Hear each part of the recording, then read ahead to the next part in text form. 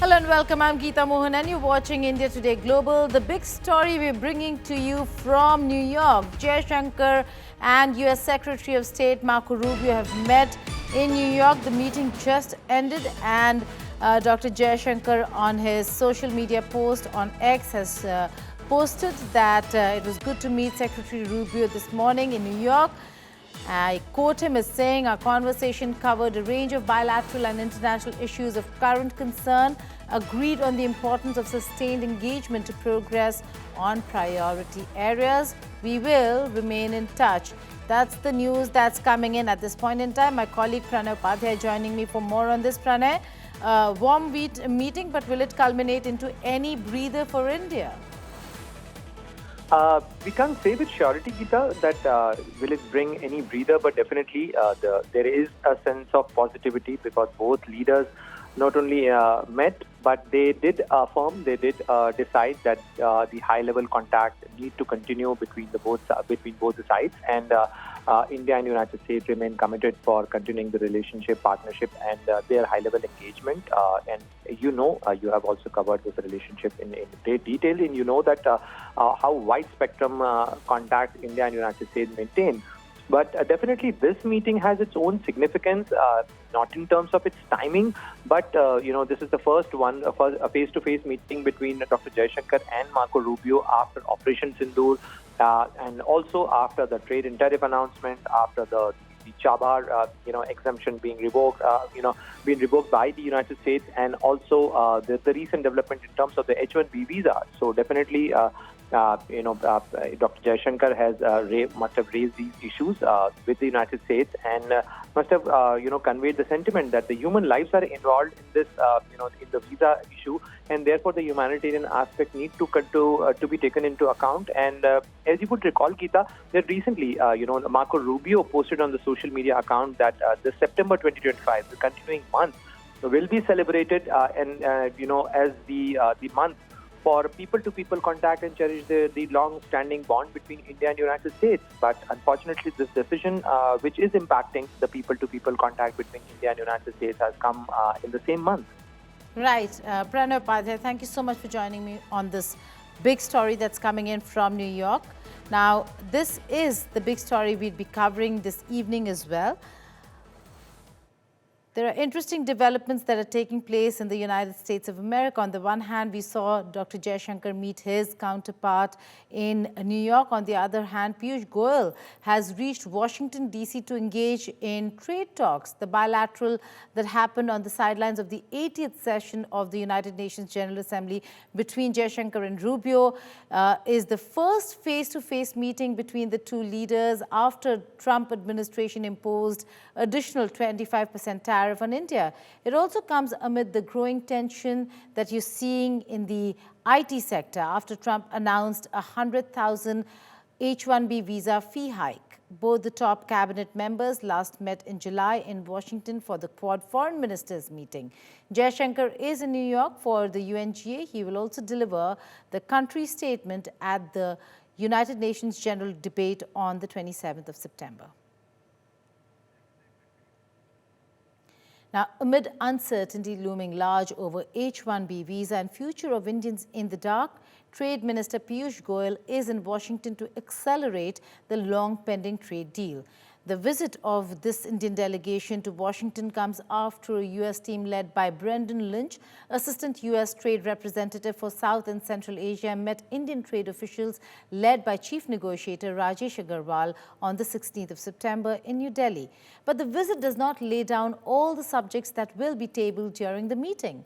It is also not clear whether if they would discuss Trump administration's H1B visa fee hike and the demand to cut Russian oil purchases or open its agriculture and dairy sector for U.S. companies. The Trump administration on Friday issued an executive order requiring companies to pay a $100,000 per year fee for an H-1B visa, which is freshly applied, which will hit the Indian IT industry. Trump had imposed an additional tariff of 25% on India, which came into effect on the 27th of August.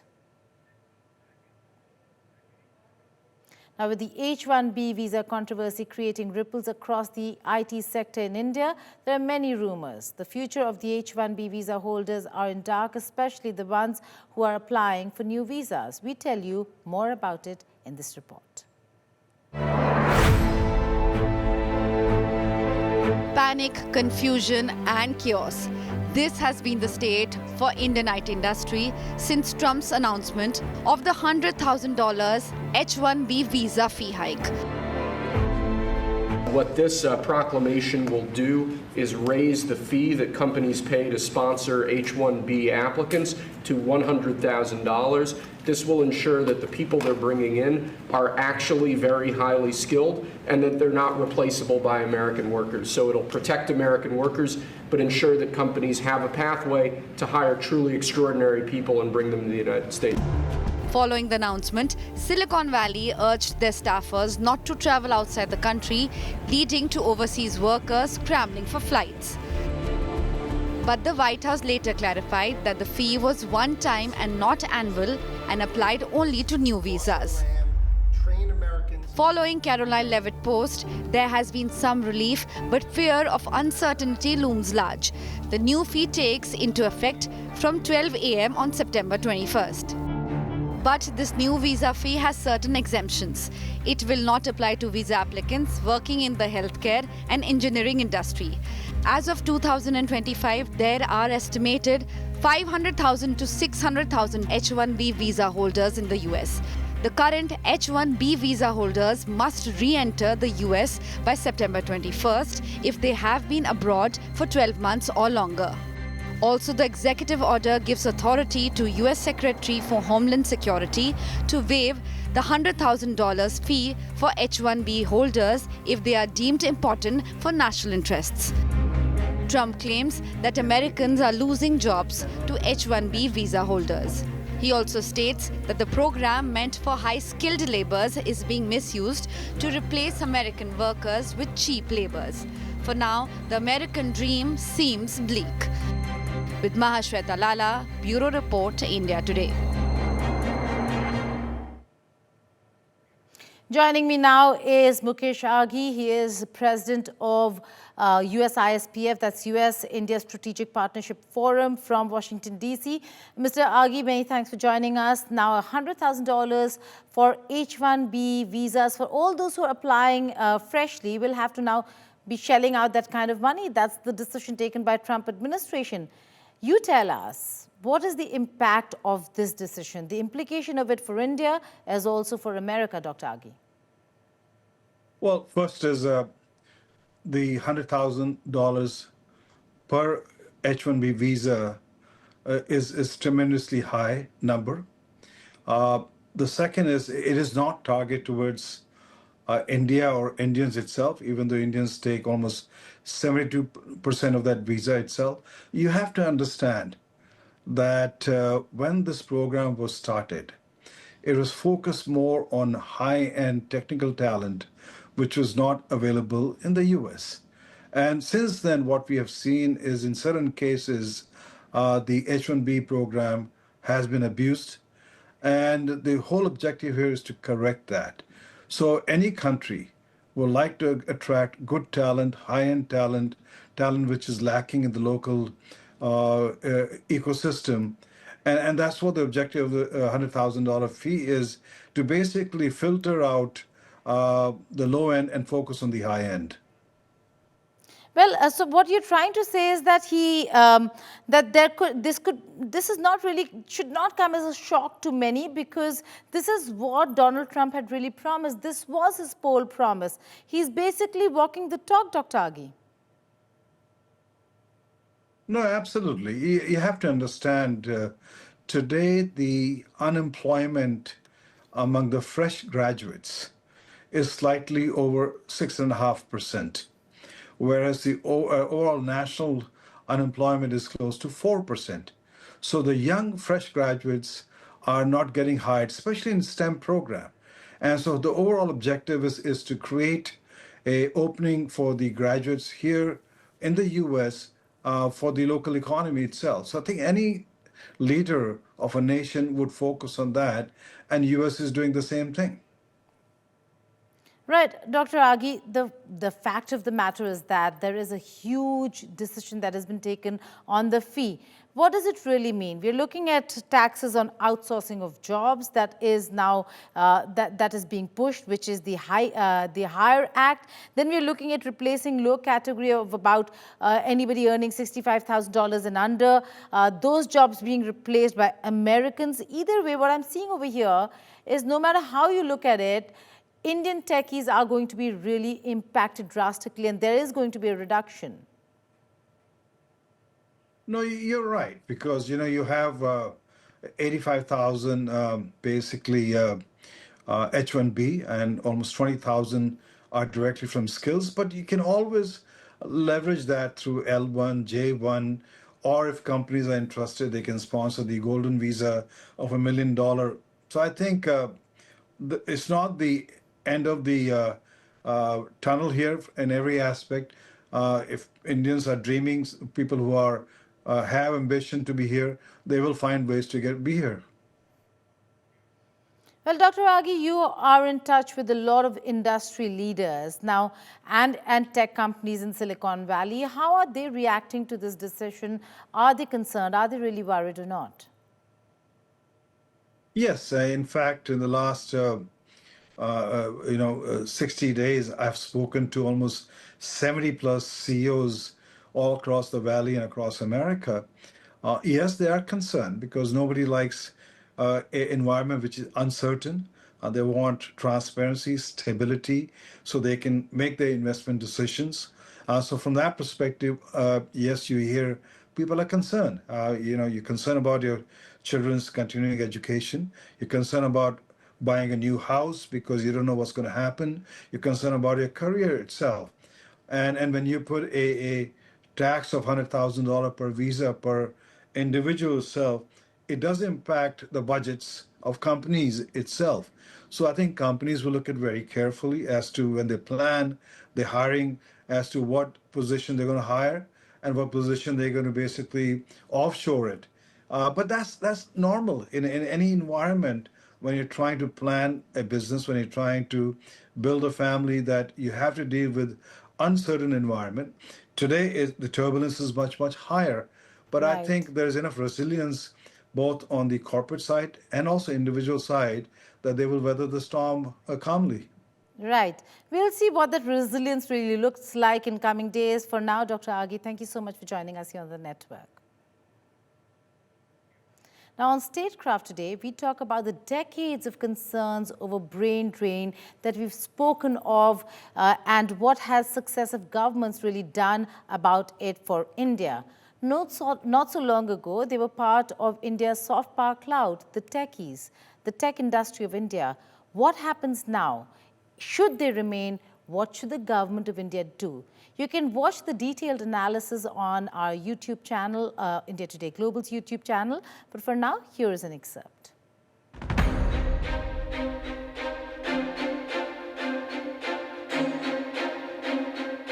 The country would rather not have to pay $100,000, but they'd rather, how do you do that? You hire Americans. For decades, young Indians were told that success meant heading west, that wealth, recognition, and a global career could only be earned by leaving home for the United States of America. Silicon Valley became the promised land, Wall Street the pinnacle of ambition, and H1B visa the golden ticket. Families built dreams around it, students shaped their education for it, and the brightest minds of India set their sights on crossing oceans. But now, that dream faces a harsh reality. President Donald Trump has imposed a staggering $100,000 fee on new H1B visas, a barrier so steep it threatens to shut the door for millions of talented professionals from India. Perhaps it's time to ask a different question. Is this truly the end of the American dream for India's tech workforce? Or is it a wake-up call for India to create opportunities at home through modern infrastructure, merit-based policies, and a future where our brightest minds can thrive right here? Hello and welcome. You're watching Statecraft with me, Geeta Mohan.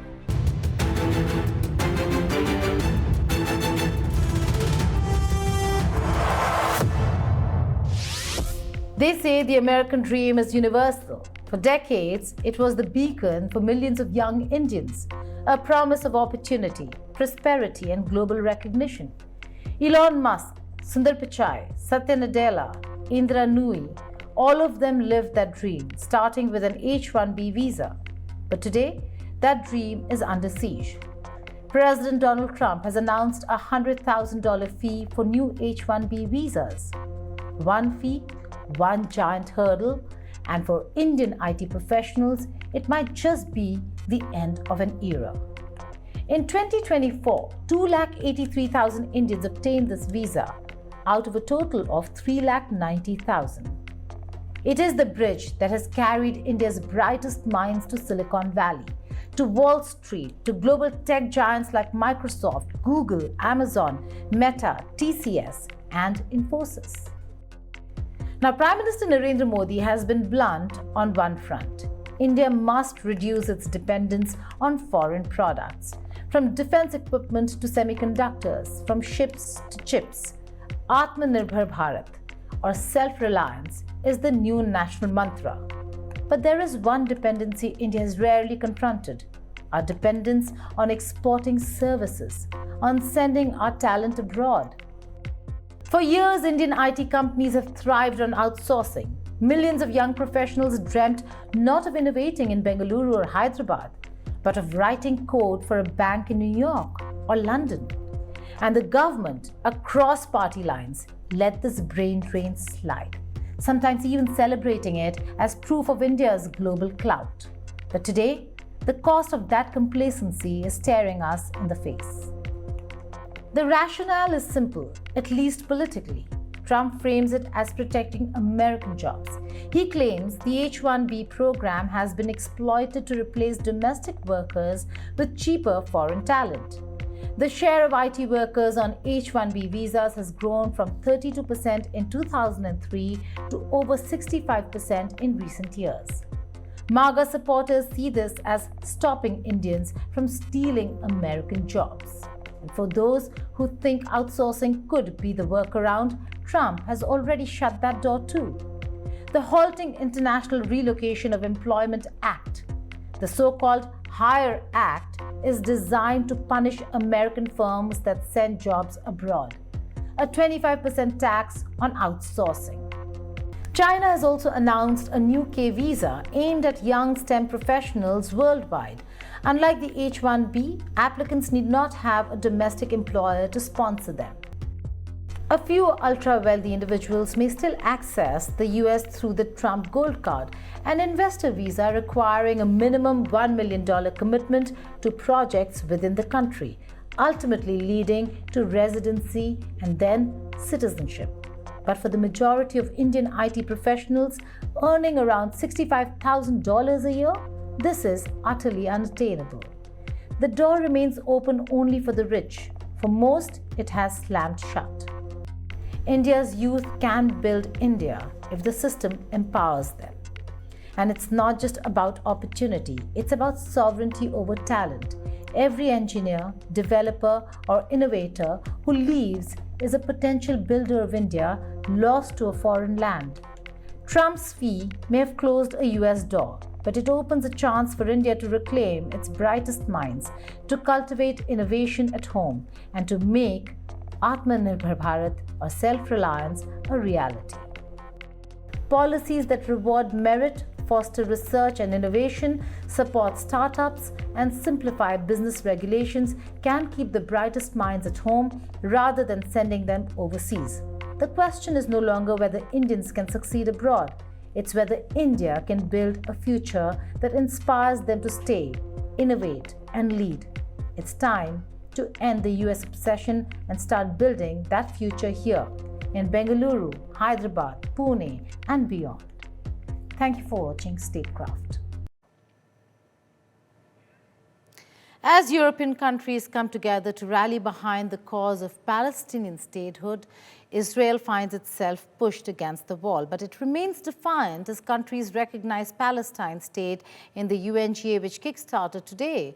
Will Israel stand alone or find its friend and ally, the United States of America, along with it? Now, all eyes on what President Donald Trump will say on Tuesday. France joins the list of countries to recognize a Palestinian state at the UNGA this week. Et celle de la haute représentante. We are unwavering in our The UK, Canada, Australia and Portugal are latest to recognize Palestine's state. As countries join the bandwagon, pressure is mounting on Israel to end the Gaza war and recognize the two-state policy. But Prime Minister Benjamin Netanyahu vows not to stop the creation of Palestine state.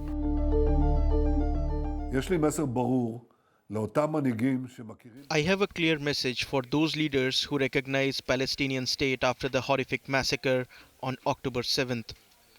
You are giving a huge reward to terrorism, and I have another message for you. It will not happen. A Palestinian state will not be established west of the Jordan River. For years, I have prevented the establishment of this terrorist state despite tremendous pressure both domestically and internationally. But as most countries in Europe rally behind Palestine and call for its statehood, Germany begs to differ.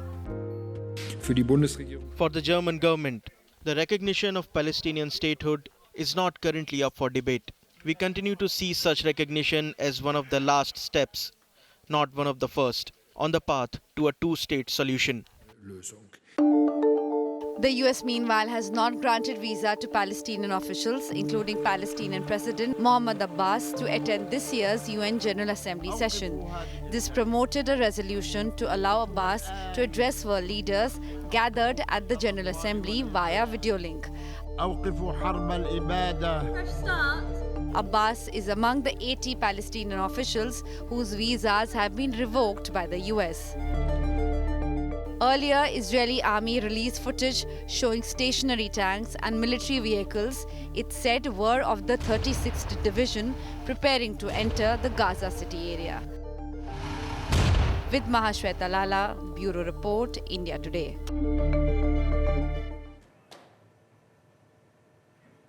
That's all on this edition of India Today Global. Stay tuned for more here on the channel. Goodbye and take care.